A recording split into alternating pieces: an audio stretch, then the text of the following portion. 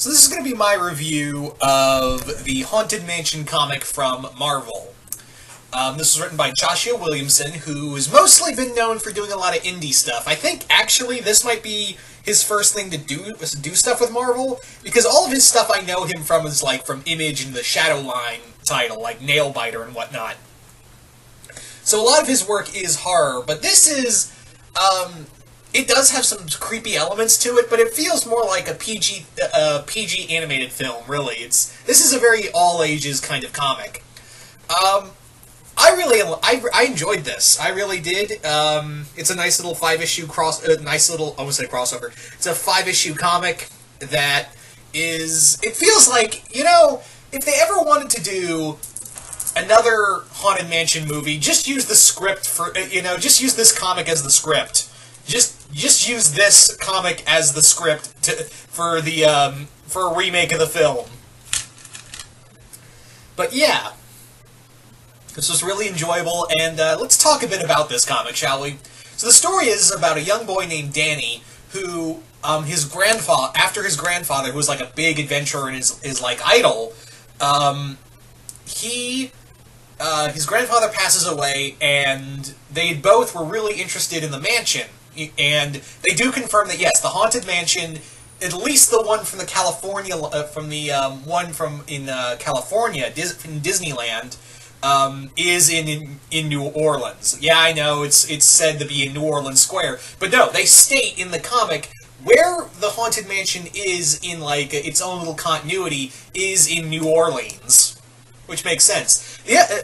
The other thing I find interesting is they don't really give a specific origin for the mansion. They basically say is, there's a lot of stuff that happened, like, they mention Madame Leota, they mention the Ghost Bride Constance, they mention all of that, but the main thing is that the Haunted Mansion is really,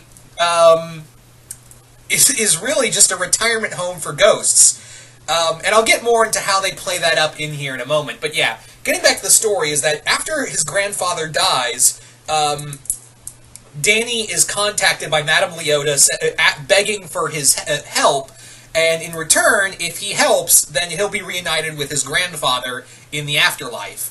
So Danny goes into the mansion and discovers that there's this pirate captain who is destroying the balance in the mansion. And it's starting to, and if it's not helped, the ghosts in the mansion are going to not only fall under his power, but also it's going to destroy the balance between the mansion and the ethereal realm in general. So Danny is called upon to find the captain's treasure, and as well as stop, and if possible, stop the captain, which I believe his name is Captain Blood. Danny has to stop him from wrecking the balance in the mansion. What I love about this comic is that in 5 issues, this really just trashes the movie. I mean, the movie aesthetically looks nice, but let's face it, Eddie Murphy was not a great pick. And I like Eddie Murphy, too. But Eddie Murphy and that script in general, was not a good pick for it. I mean, aesthetically, you could still work with that, but yeah, it was a little too comedic for my taste. So, but yeah, there is some comedy in here, but it does kind of keep to the, horror, to the creepy aspect of the mansion. You get everyone in here. You get you get Constance, you get Leota, you get the Hatbox Ghost, even the ghost that hangs from the chandelier, Pickwick. And he actually plays a big part in here. The character of Danny is serviceable. He's nice. It's a nice little story of a little kid trying to overcome his fears, and also, idolizing his grandfather, which, speaking from experience, it kind of reminds me of how I viewed my great-grandfather and view my grandfather in general, so I could really relate to that.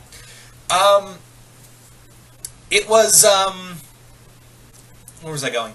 The dialogue's pretty nice. It does feel a little too kiddish at times. Like, there are some points where it's like, okay, I get that this is supposed to be an all-age comic, but you don't have to go dang it every time. And also, like in typical, 60s era comics, is that the main character speaks his, what's going through his mind in every scene. I was like, that's a very big, 60s era Marvel DC kind of thing, where everyone just talks like, maybe I'll find this, instead of, thinking it. I really enjoy in here that we get so much of the ghosts, and there's actually what I was talking about earlier with the balance of the mansion. Like I said, the Haunted Mansion is treated like a retirement home for the ghosts. But the big thing is that the ghosts are also in connection with the other mansions. If you guys have ever been to, like, Disneyland Paris or Tokyo, or even the Haunted Mansion in Orlando, all of them are mentioned in here. All of them are mentioned in here, and they all bear a connection. And the Haunted Mansion in New Orleans is like the heart of it. It's kind of like the ley lines in Doctor Strange. And if if Captain Blood had managed to damage the connection here, then the connection between the other mansions across the world would have been damaged as well. So I really like how they did. Joshua Williamson and the creative team behind this did this fun little nod where you had where you not only mention the original mansion, but there's a quick little mention to all the other mansions throughout the Disneyland franchise. I really dug that. The other thing is that we actually get more with the Hatbox Ghost, which it's kind of funny because they actually bring in the Hatbox Ghost and say that he was gone for a long time, but has since come back to the mansion, which is actually not too far away from what actually happened. You see, the Hatbox Ghost was a attraction in early Disneyland, but the little trick, the little mechanism that would make it look like his head would disappear into his hat box didn't work, and it looked like he was carrying around a severed head, which didn't really work well with audiences. So they have since brought him back with a new mechanism that allowed him to disappear his head into the box. So yeah, it's been really cool to have the Hatbox Ghost back in Haunted Mansion. The other thing is that I like how Josh Williamson builds with that and saying that the Hatbox Ghost has been back. He'd been gone for a long time, but now he's back home. He also, there's a war between Constance and the pirate. There's a war between the two of them, and the Hatbox Ghost doesn't play sides. But it's not like, I don't play. It's not like with DJ from Star Wars: The Last Jedi, where he's like, I don't play sides, but really I'm just kind of in it for myself. He's more like, look, I just want to be left alone. I want to just take care of the mansion. I don't want this kind of chaos in my life. That's his kind of thing. He's not like selling out Danny or anything like that. He's just like, look, I just want to be left alone. So that's kind of his thing. There is some, like I said, there's nice little nods and winks to the Haunted Mansion itself. And they're really you have to look for it. You really have to look for some of them. So you really have to dig into some of the artwork in here. Which, by the way, the artwork is really nice. It's not too gritty, but it does have a creepy vibe to it. Like a fun, creepy vibe to it. It's very sketchwork, too.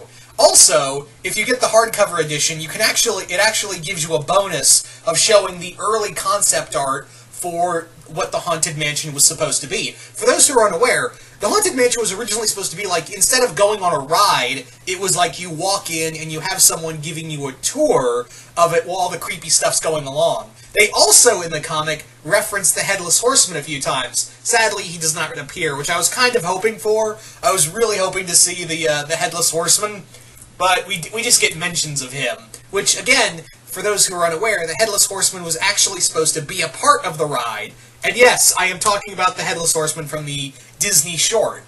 Yeah, that one. So, yeah, he was supposed to be part of the original haunted house kind of vibe they were going with in the original concepts for the Haunted Mansion. All in all, it's really fun. I would recommend this if you really love the Haunted Mansion like I do. I would definitely, seek this out. It's a lot of fun. There's some great, there's great little nods to the fans of the ride and to Disney itself. The characters are all really good, and trust me, this beats the movie by a long shot. Like I said earlier, this needs to be the groundwork for another movie. I'd even take animated film, because honestly, I actually imagined David Tennant's voice for the Hatbox Ghost, and who else? Even Mark Hamill as the Captain Blood. I even imagine, I know, in my head, I kind of imagine Mark Hamill's voice for Captain Blood, because, let's face it, he's damn good at villains. But yeah, like I said, this comic is a lot of fun. I would highly recommend, if you're a diehard fan of Disney or Haunted Mansion in general, I would definitely say give this a look. You will not be disappointed. But anyway, guys, just comment below, let me know what you guys thought of this, and once again, hope you all enjoyed this review, and I will see you guys later.